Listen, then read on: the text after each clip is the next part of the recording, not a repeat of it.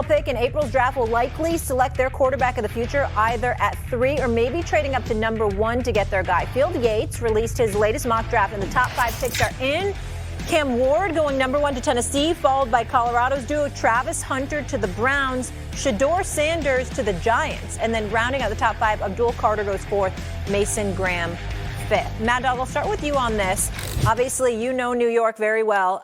Been covering sports here for a long time. I know your radio show's national, but you get what I mean. You're in New York. Would you be surprised if Shedeur goes top 3? And 2 weeks early with the green outfit today. No, St. Patrick's Day is this weekend. Yeah. You're 5 days early. What do you think doing? I should have saved the dress? Yes! You know what? I said to myself, I've got Mad Dog back from vacation. So you wanted to go crazy? I've got RC, Gotcha. Our fashionista, and in studio, I gotta bring a brand new dress. I say you bring your A game. Yes, I tried to bring my A game for you guys. Sorry, I screwed it up. I don't think the Giants, getting back to the question, Molly, I don't think the Giants are getting Sanders. And here's what I would say the reason for that is. If the Giants wanted Sanders so much, why'd they have a deal done with Stafford? Because they knew they would have Sanders with the 3rd pick. Browns weren't going to take him. The Browns got too many issues with Watson. Good point. So why would the Giants reach a 2-year contract with Stafford before he bailed it back to L.A.? Why would they do that if they knew they loved Sanders so much at the 3rd pick in the draft? So if they loved Sanders and he was available at 3, why go waste their time with Stafford and then have to trade collateral to the Rams to get Stafford? Maybe they just rather have Stafford, and if they couldn't get Stafford, or they think that Sanders isn't that great. They saw him plenty.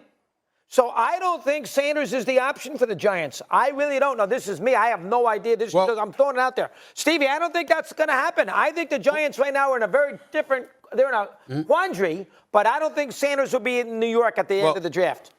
A couple of things. Before I answer this question, let me go off the field for a second because this is a rare moment that I get to do this. Ryan Clark, I need you to pull your tie a little bit to the right. Appreciate it. It was a little bit off kilter to the right, you know what I'm saying? Because he's so impeccable. He's so impeccable. I saw the moment to get it. I like that tie pin. Thank you. I saw the moment to get it. Do the show. I love the outfit.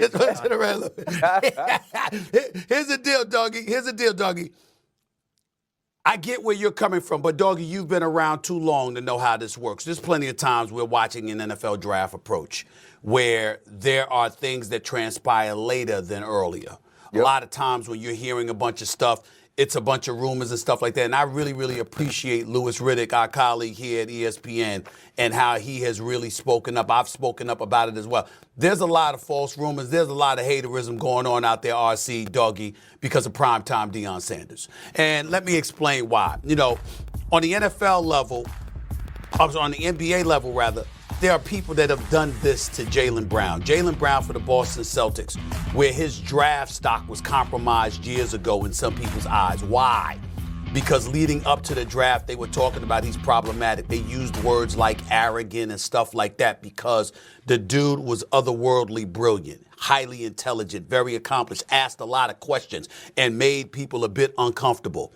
Well, if you are a football operation, you don't get away with just anything when Deion Sanders, when it comes to Deion Sanders. This is not only the greatest cornerback in NFL history, he's a football savant, a brilliant football mind, knows what the hell he's doing, knows what he's talking about, and is incredibly connected to the culture that is the National Football League. So you just can't sell his son anything because you are dealing with his daddy too. And there's a lot of people that are a bit reticent about that, and because of that, that's why all of a sudden you've been hearing rumors. Think about when it comes to Shedeur Sanders, Doggy, and RC. This is a guy who isn't considered to have the greatest arm strength, even though he can make the requisite throws. He isn't considered to be the most mobile in the world because Cam Ward is considered a better athlete, a better runner with the football, etc.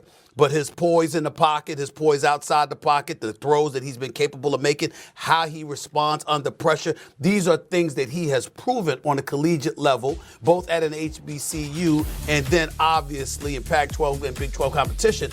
So he's proven himself. What has happened? All of a sudden, he's a top first-round pick projected to be in the first round. And you're hearing those things about him in terms of his attitude as opposed to his game. It's BS. It's nonsense. We know what's going on here. But it can also be done to dissuade other teams so you can position yourself to get him. You understand? Maybe he'll fall to you. And then as the draft draws near, all of a sudden, you the New York Giants, you don't get your hands on a Matthew Stafford. You're looking at other prospects. You understand that the most important position is the quarterback. And you ain't just drafting somebody because, oh, my God, I need a quarterback. So somebody that's subpar on the collegiate level, we going to take him anyway. No. This brother is considered to be big time. And because that's the reality of the situation, it would not surprise me at all if in the New York market, you end up grabbing yourself a cat who's magnetizing, will draw an audience, will have eyeballs highly curious to see him, particularly when you're a team in the New York Giants, a franchise that has struggled so much. It's a debate about who's been the worst team over the last decade, you or the Jacksonville Jaguars. I think you're the New York Giants. You know all of this. And as a result, it wouldn't surprise me at all, Doggy, is if they came to the conclusion, we need to get this brother and roll the dice and take our chances because he could end up being a star, and we might not want to be seen as the franchise who missed out on him.